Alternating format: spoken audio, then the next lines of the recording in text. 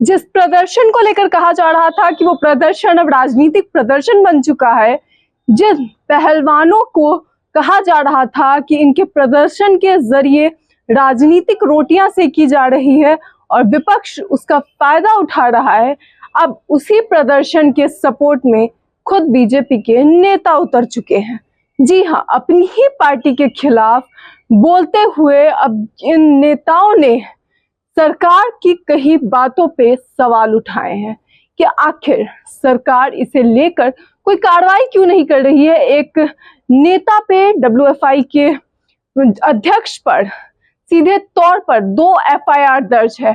POCSO act के तहत FIR दर्ज होती है जिसमें तुरंत गिरफ्तारी होनी चाहिए, मगर गिरफ्तारी नहीं होती है। और अब खुद इसी पार्टी के जो नेता हैं वो कहते हैं कि हम प्रदर्शन कर रहे पहलवानों के साथ हैं, हम उन बेटियों के साथ हैं, हम उन महिला पहलवानों के साथ हैं जो 15 दिनों से लगातार प्रदर्शन कर रही हैं। और इस प्रदर्शन ने न जाने कितने मोड़ लिए। इस प्रदर्शन को लेकर पुलिस प्रशासन और जो पहलवान थे उन सभी के बीच झड़प भी हुई। रात्रि के समय पूरी तरीके से जो माहौल था वो हमने 2 दिन पहले का देखा कि किस तरीके का माहौल बनाया गया।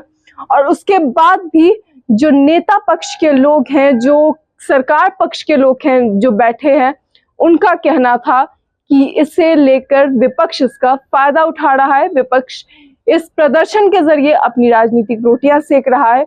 और जिस व्यक्ति पर 2 एफआईआर दर्ज की जाती है उस व्यक्ति को अभी तक गिरफ्त में नहीं लिया गया है और ना ही उसके खिलाफ कोई कार्रवाई शुरू हुई है।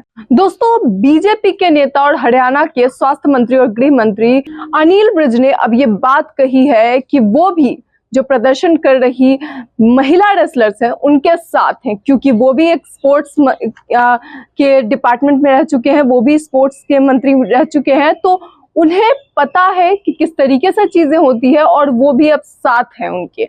यानी बीजेपी के नेता खुद अब उनके सपोर्ट में उतर चुके हैं। सबसे पहले आप इस वीडियो को देखिए कि आखिर उन्होंने इसे लेकर क्या बातें कही है। मैं खुद स्पोर्ट्स विभाग का मंत्री रहा हूँ, मैं पूरी तरह से खिलाड़ियों के साथ हूँ। अगर मुझको कहीं ऊपर सरकार में बात करनी होगी, कहनी होगी तो मैं करूँ, ताकि इनका सम्मान पूर्वक इनका जो है वो समाधान हो।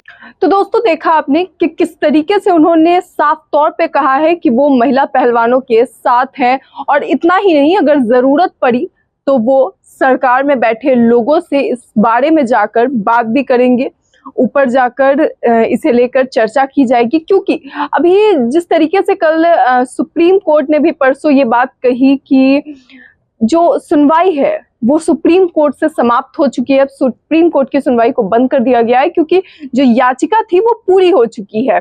यानी एफआईआर की याचिका दायर की गई थी वो पूरी हो चुकी, तो अब कोई भी अगर कार्रवाई करनी होगी, कोई भी सुनवाई करनी होगी, उसके लिए निचली अदालत में अब इन पहलवानों को जाना होगा या फिर वो हाई कोर्ट जा सकते हैं। इस सब के बाद भी अभी 15 दिन से लगभग हो चुके हैं और 15 दिन में भी किसी भी तरह की कोई भी कार्रवाई नहीं होती है। एक एफआईआर के लिए सुप्रीम कोर्ट जाना पड़ता है। हालात ये हैं, आप सीधे तौर पे समझ सकते हैं कि किस तरीके से आज चीजें जो हैं, सरकार इस पर अभी तक खुलकर कोई बात नहीं कहती है। और सरकार में बैठे बीजेपी के खुद के नेता आज इन महिला पहलवानों को सपोर्ट कर रहे हैं। इससे पहले मेनका गांधी बीजेपी की नेता ने भी इसे सपोर्ट किया था। उन्होंने कहा था कि जो महिला पहलवानों के साथ हो रहा है वो अफसोस की बात है और भगवान उन्हें जल्दी न्याय दिलाए, ये बात उन्होंने कही थी। और अब इन्होंने कहा है कि अगर जरूरत पड़ी तो ऊपर तक जाएंगे, जरूरत पड़ी तो वो खुद ऊपर के जो नेता हैं उन सभी से बात करेंगे। अब ऐसे में जो चीजें सामने आ रही है कि एक तरफ कहा जाता है कि कांग्रेस इसमें अपनी रोटियां सेकने में लगी है, आम आदमी पार्टी अपनी और दूसरे नेता अपनी अपनी, लेकिन अब तो खुद सरकार में बैठे जो पार्टी है बीजेपी पार्टी, उसके नेता भी इसे लेकर खुलकर सामने आ रहे हैं। जिस तरीके से ब्रजभूषण पर आरोप लगाए गए हैं सेक्सुअल हैरेसमेंट के, और जिस तरीके से चीजें हैं। हालांकि आपको सारी बातें पता होंगी, उसके बावजूद मैं आपको बता दूं कि सेक्सुअल हैरेसमेंट का केस लगाया गया था, ब्रिजभूषण पे आरोप लगे हैं और इसे लेकर उन पे 2 केसेस किए गए हैं। पहला केस जो 6 लड़कियों ने किया और एक उसमें क्योंकि नाबालिग लड़की थी, कहा जा रहा है कि नाबालिग लड़की का भी के साथ भी सेक्सुअल हैरेसमेंट हुई है, उसे लेकर एक पॉस्को एक्ट के तहत उनके ऊपर मामला दर्ज किया गया है। पॉस्को के तहत तुरंत गिरफ्तारी होनी चाहिए थी, मगर अब तक नहीं हुई है। सुप्रीम कोर्ट जाकर एफआईआर दर्ज कराई गई। छठे दिन एफआईआर दर्ज होती है 6 दिन प्रोटेस्ट करने के बाद।